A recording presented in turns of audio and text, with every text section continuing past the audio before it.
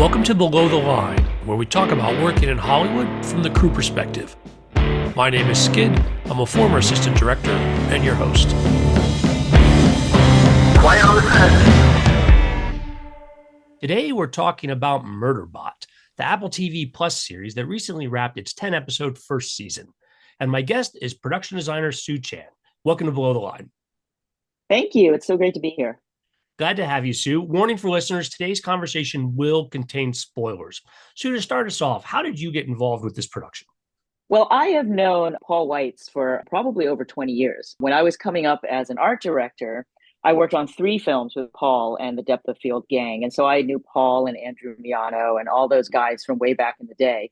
Chris Weitz, I knew of him because, of course, he was around. I've never worked directly with them. So over the years, as I rose as an art director and then moved into production design, we sort of, split off and went down different roads. And then when this came up, they contacted my agent and I thought, oh my God, how wonderful to catch up with them. And so, I sat down, I put a deck together like we do to pitch on anything. And I met with Paul and it was a lovely reunion. It really, really was great. I thought, even if I don't get the job, it's so nice to see Paul again in person. And Dan Balgoyan, who's another part of they've had such a tight group and they've been together for so many years. So it was lovely to see them. And so then when they decided to work with me again, it was just like old school days. It was really fun.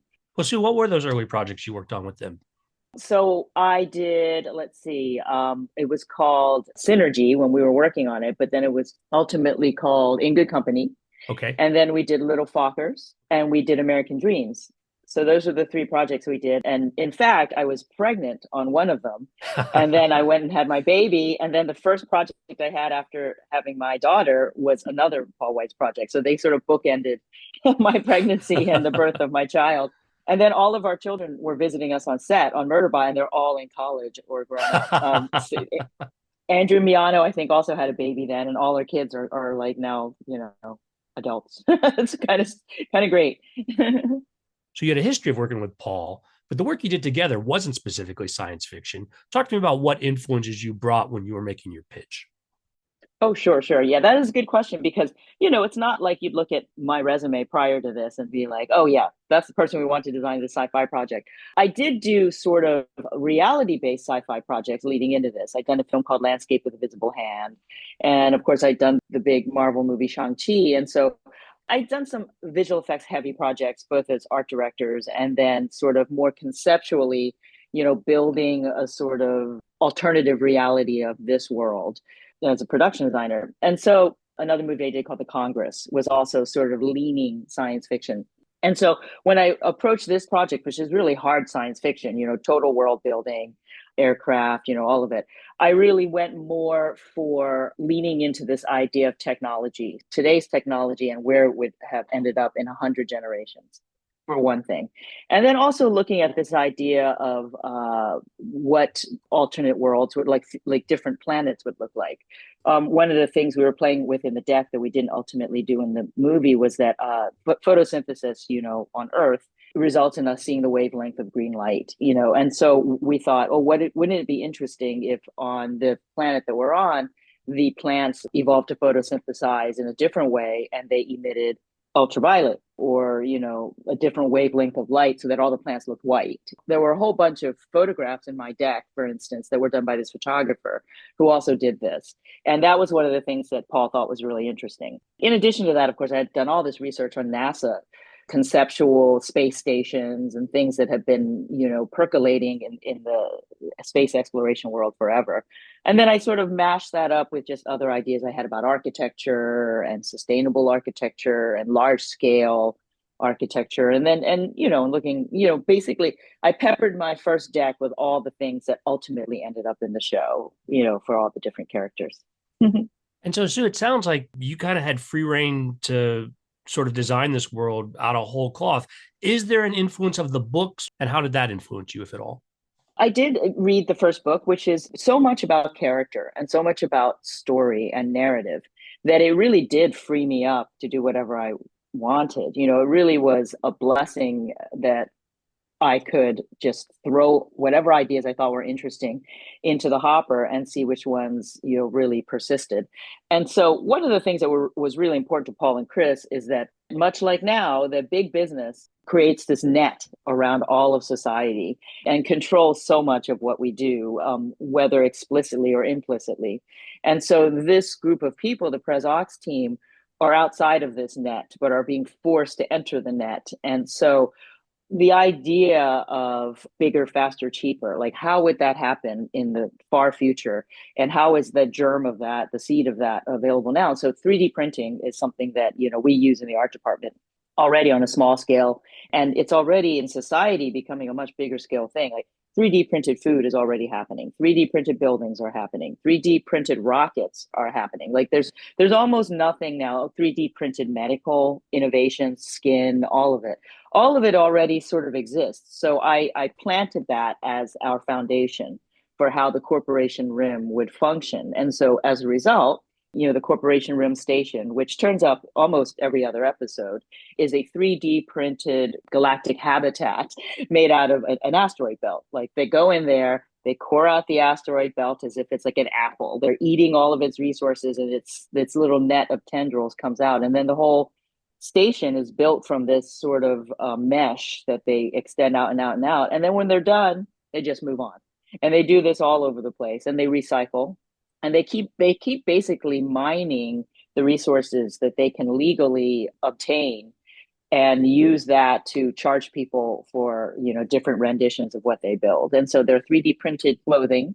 There are like vending machines that print clothes. That's where they get Murderbot's outfit in the last episode. The habitat has an object 3D printer and a food 3D printer. The hopper has an object 3D printer and a food 3D printer, and they're in the background, and they don't make a whole deal out of it. There are no scenes that particularly show that happening, but it really informed what we did. And so, the habitat, for instance, all of our locations, almost all of them were in quarries, because we really want to get a different look for each of the habitats. We have a red brick quarry, we have sort of a limestone quarry, and the colors that are in the substrate at these actual quarries are meant to represent what the corporation rim used to build each habitat. And so the colors that we chose are based on the colors of the sand or the soil or the rocks. So that was just very logical, and it was a fun way to think about it, and everything sort of rose from that. So that was that side of things. And then the other thing about the corporation rim is we're in that conference room. First of all, that's the first time we arrived there. And we actually recycled that conference room and turned it into the restaurant. And then we also then turned it into the hotel room that they stay in at the end, which is both a production, practical matter, space saving kind of thing.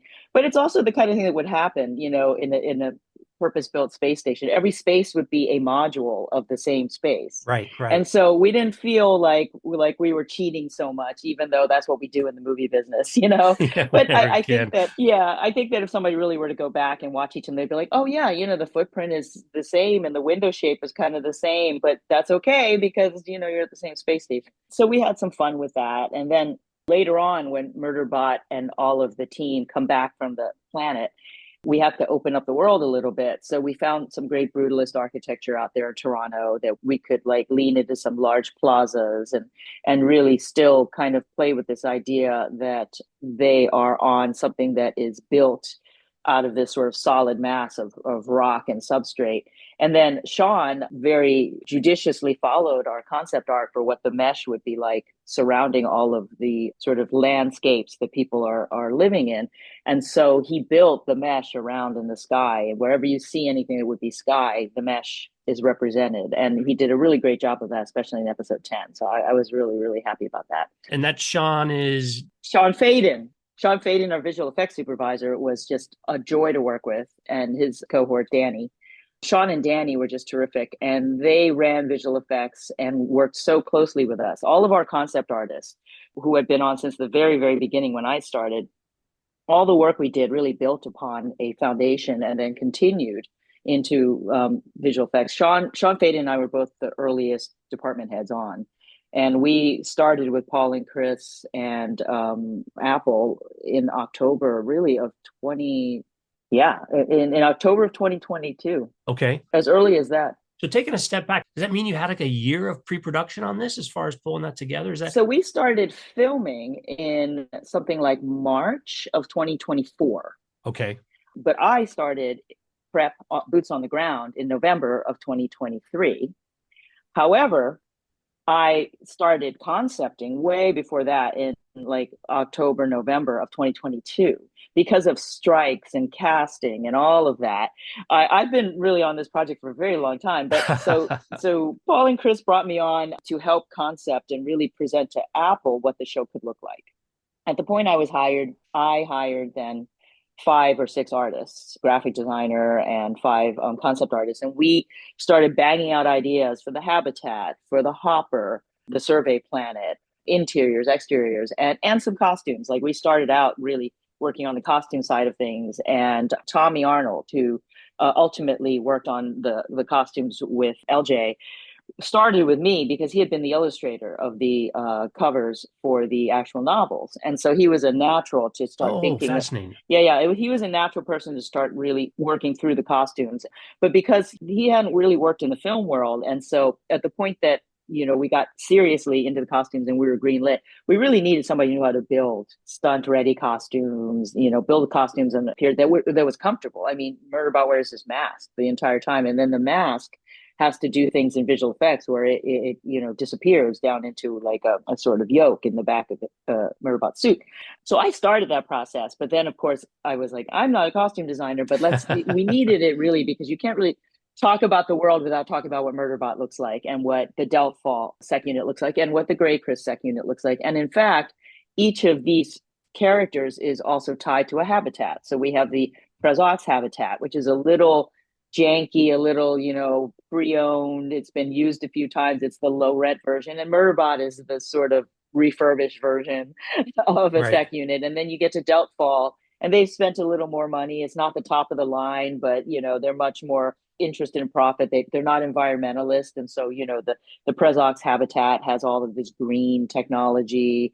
They're passively solar, heated. They have wind power. They have solar power. They grow their own food, that sort of thing. Delphi doesn't do that. So when we were thinking about this early on, we presented all of this to Apple. I think they clearly liked it. And then the show went down. I mean, we paused so that they could cast and get Murderbot. And then we continued, actually. Apple kept me and Sean on during the strikes very, very kindly so that we could keep developing the ideas, knowing that eventually we were going to go into full production. And so at that point, I think later after that, during pre, they brought in our super suit costume designer, LJ Shannon, and she started working on the suits. And then Tommy jumped back on with her. And we had already at that point designed the Corporation Rim logo, which is that sort of C symbol, which you see everywhere. Like we stick it in the lighting in the conference room, we put it in their suits. And, I don't remember exactly who had the idea or if everybody had the idea all at once. Might have been Chris. Let's try that in Murderbot's mask. Let's see how that Mm. looks. That led to ultimately what we ended up doing for the design. But, that wasn't the most popular design with the studio at first. I mean, I think they were really worried about it because it just didn't really look like a mask, Right. like. And there was always concerns about the fans, the artwork on the covers had always been more like a proper mask. But Alexander Skarsgård loved the mask, and Well, everybody that thought helps that was sell it just then.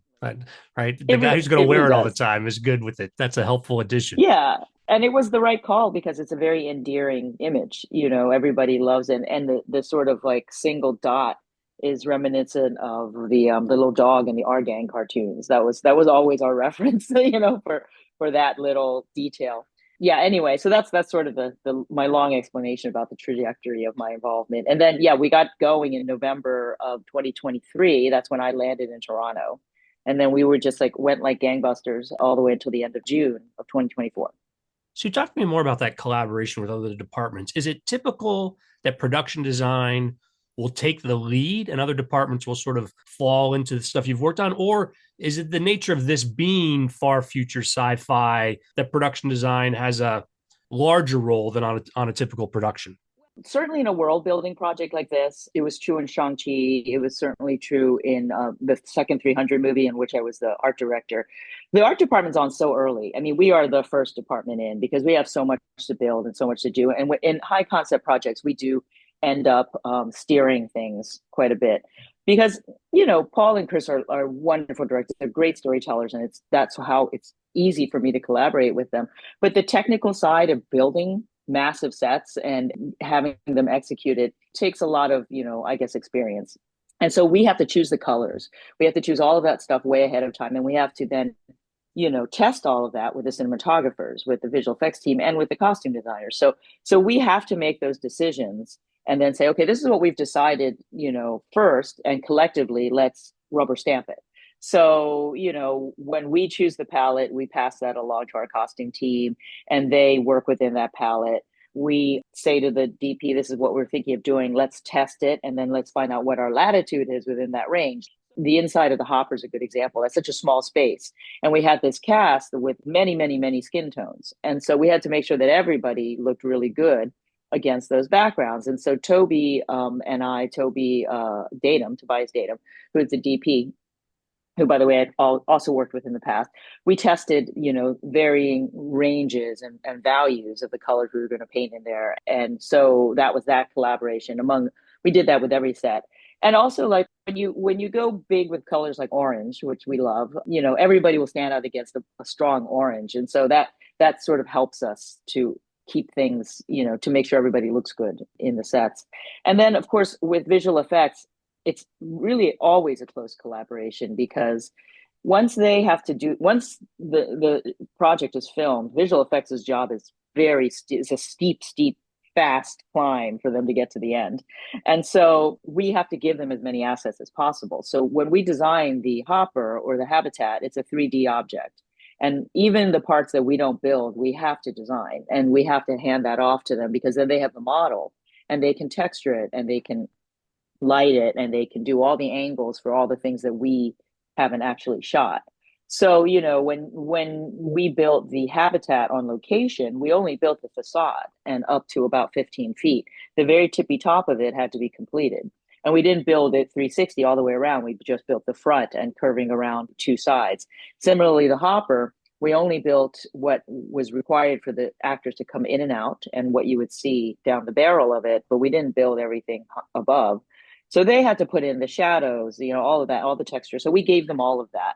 And again, with the Corporation Rim Station, when you look out the windows of the conference room or the restaurant or the hotel, we created that entire world in 3D and modeled it all for them and gave them the assets to then extend that and create the backgrounds that we see. We did shoot on the volume for the Sanctuary Moon episodes.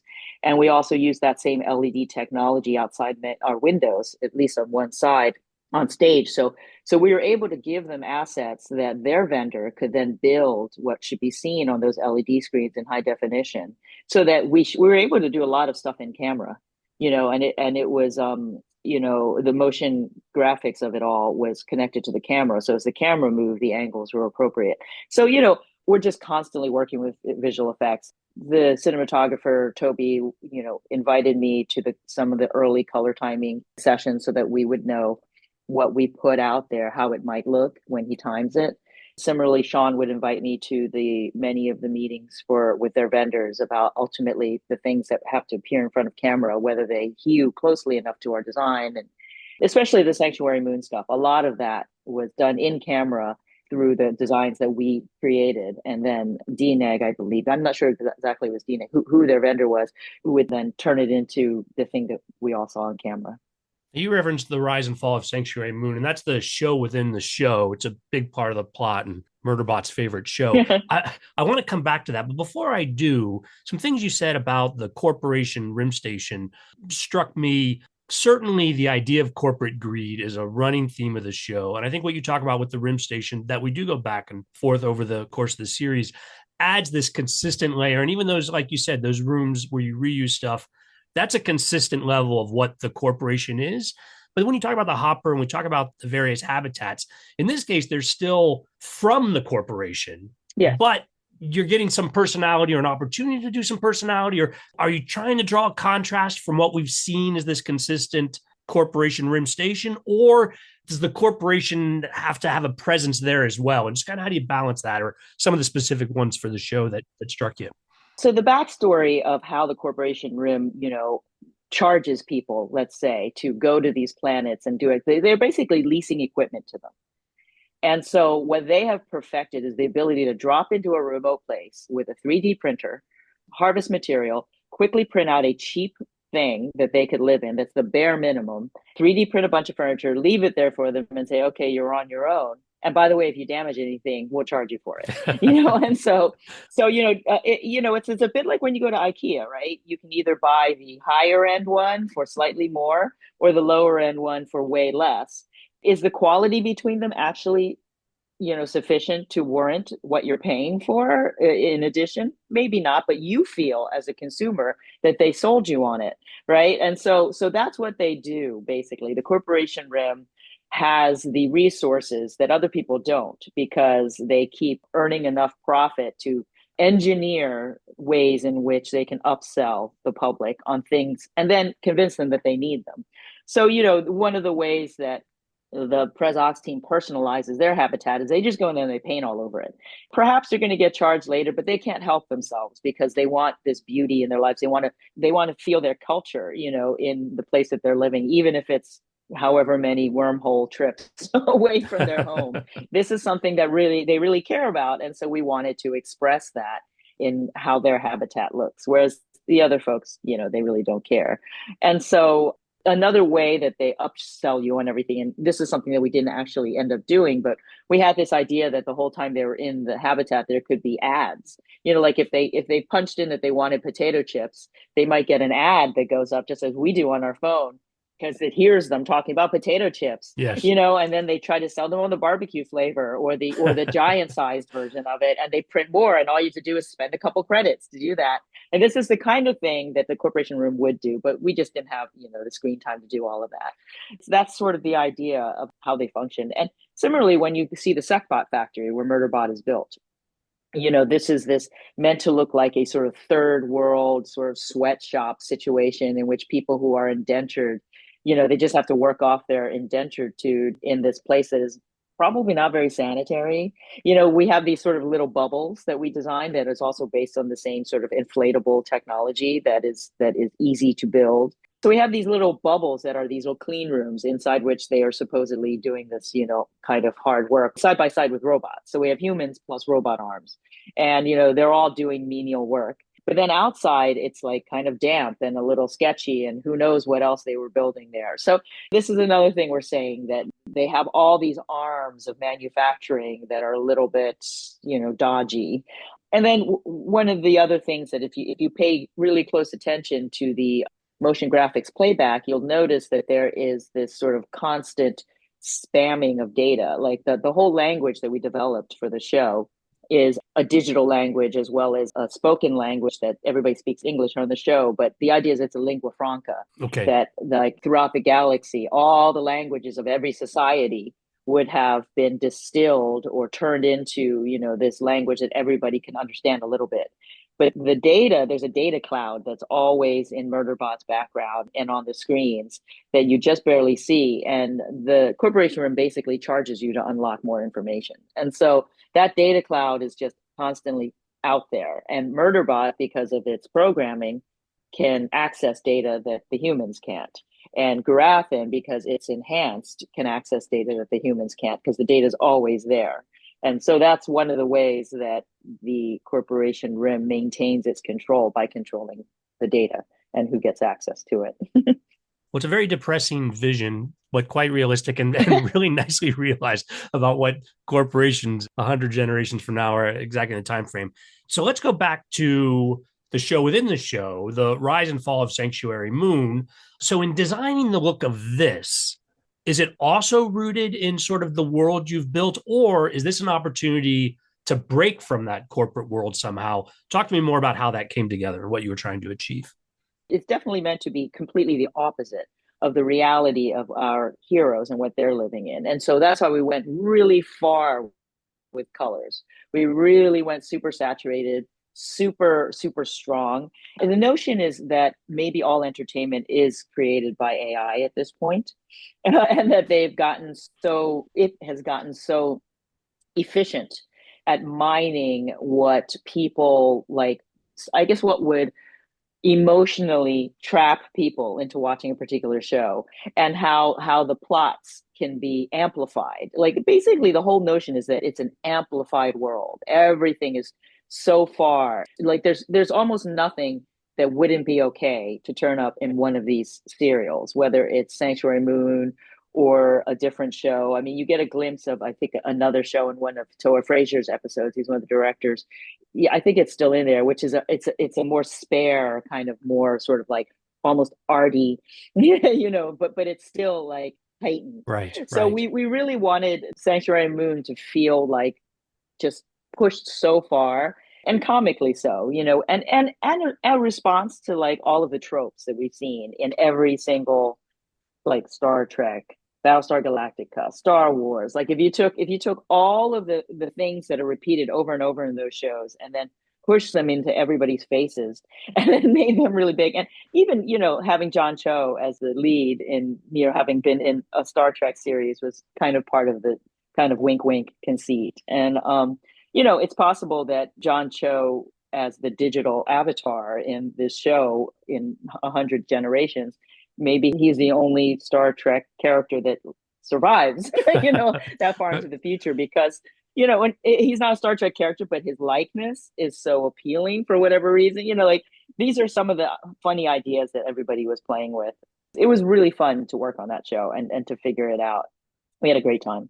You also alluded to running it all through an AI, and I could see that mashup, the AI, creating exactly that kind of world, but also as a contrast to the corporate world that everyone's forced to live in. Yeah, we didn't want to have our show be grim and not colorful. We have lots of color in our real life characters, but we also went, really far with the Sanctuary Moon team. What other design challenges did you find particularly intriguing about this project? Well, I think just trying to use different technology to build our set. One of the things that we did on our set, which I've never done before, is we actually used real inflatable pillows to fill those triangular gaps. We worked with a company in Rhode Island that does art. They use TPU, this sort of very sturdy, stretchable material. Comes in many colors. It's paintable. Light filters through it wonderfully. And they have a very large machine that allows you to seal it very consistently. And so they ended up on our radar. I think actually Chris White saw them on Instagram, and he said, "Oh, these guys are interesting. What do you think?" And so I engaged them and started talking to them when we were in early prep. And I got my construction coordinator and my art director on board on a call with them. And there was definitely some resistance to doing this because we'd always done it differently. We would have gotten plexiglass or vacuum form. We would have been limited in size to whatever the size of the material was. There were all kinds of things that we were like, but we know how to do it this way. So my team was a little bit like, I don't know if this is going to work. It's going to be expensive, blah, blah, blah. But we fortunately had the time to really like R&D this. And so we worked very closely with them, and it turned out to be great because we ended up being able to fill our entire set with these. The set didn't have to be engineered to carry like thousands and thousands of pounds because these are filled with air. And they actually represent what the real habitat would be like. We were able to paint them. We were able to reuse them. We were able to take them out on location. Toby and Daniel, our DPs, were able to light through them. And so the quality of light really felt like it would have felt if they were in a habitat, in an exterior. It was just, from a technical standpoint, I got to do things that I had not done before. I was really excited about that. Other challenges were that there was a lot of playback. Like whenever we shoot things in which there are screens, it's almost always a burn in, or you're limited to the size of the existing monitors and the way they look. And this is meant to be, many generations in the future. Like, how were we going to create playback that was not only going to look great, which happened because I had a terrific team led by Sumit. He was my motion graphics art director, and he had a team of 2 or 3, and they created all that playback, and it was wonderful, and it was always on camera. So that Wow, inside the nice. habitat, inside the hopper, it was all in camera. And so that was, first of all. Second of all, how do we make it look different? Like, we really like the idea of these transparent screens. now there are these LED screens that are flexible and that are paper thin and that have really great graphics. And so we were able to purchase a bunch of these, and they curve. So we were able to build these sort of curved plexiglass encasements for them and play them back both in the hopper and then in the habitat. And then anybody who's really paying attention in episode, I think, 10 and maybe in episodes 4, when Murderbot is being reprogrammed, we have these cylindrical monitors. So we were actually able to curve them into these plexiglass cylinders, and the playback looks like so. And that story wise is that like these drones who are like, basically programming sort of sec units all day, the data just scrolls and scrolls and scrolls, and they have to like it scrolls in a circle. It doesn't just scroll down. It just like, and it's just being churned and it's being absorbed into their enhanced brains. And so that was really fun. Like we really got to push that sort of simple thing that you see in everything, which is, motion graphics playback, and do something a little different with it. So we had fun with that. And then, the challenges are always time, money, finding locations in Toronto that didn't look like Toronto. Mm. The quarries were very, very helpful. But we had a lot of exteriors. Fortunately, again, Sean Faden and the visual effects team were able to go out to, I think they might have gone to Utah and shot some really great footage Oh, right, right. That makes sense. that they were able to play back and kind of tie that in. We were at a red brick quarry, and so the Utah footage really dovetailed nicely with the quarry. And so it's a giant team effort. I feel sort of ridiculous taking too much credit for all of this world building stuff, because we all did it together, and I had a great team.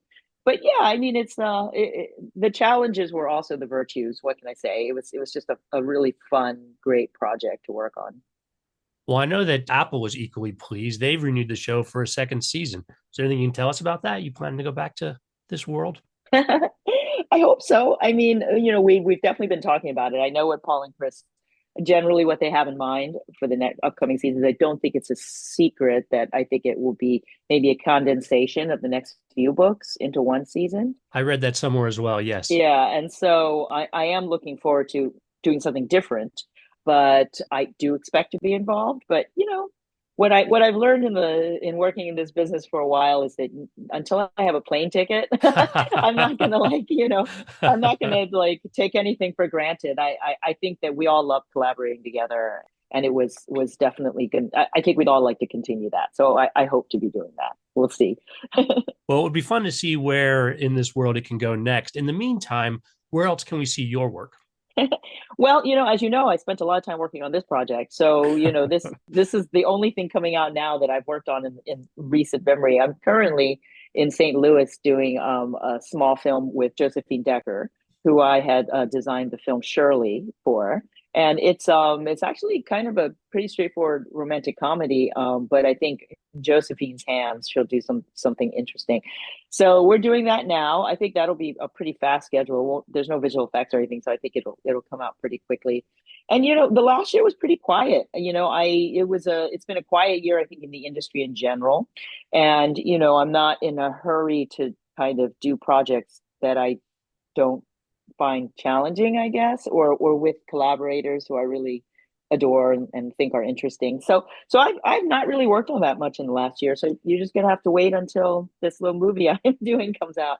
But I would, a movie that I did that is also science fiction that very few people have seen, which I think is kind of a nice like corollary to this, because it's in some ways the opposite, but also imagine corporate greed and the way, humans, I think, have to cope with the fact of being made obsolete, is Landscape with a Visible Hand, in which I also designed a language, a fictional language. It was the first time I got to do that.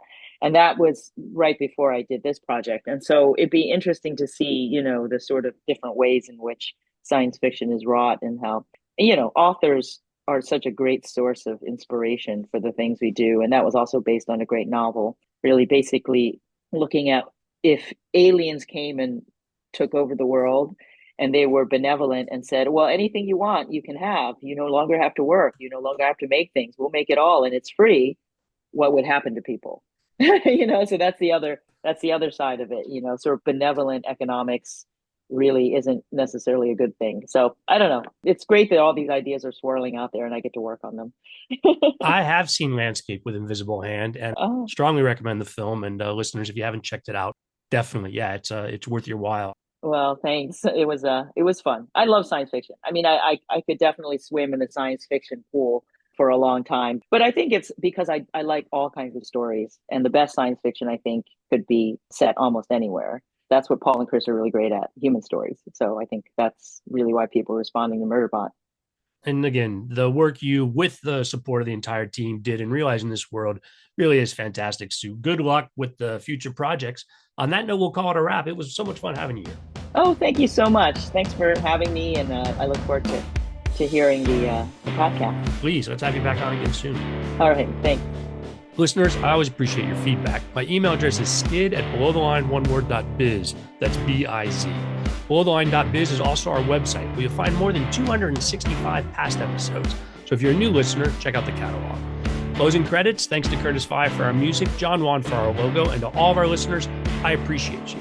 If you're a fan of Below the Line, consider a purchase. The logo is available on t-shirts, mugs, and stickers at redbubble.com. Other ways you can help. First, give us a positive rating wherever you get your podcast. Second, tell your friends about an episode you enjoyed, because that's how we gain new listeners. If you're still listening, it would be wonderful for you to share your thoughts. All of that aside, whatever your engagement, the fact that you're still listening means a lot to me personally. Thanks again from Below the Line.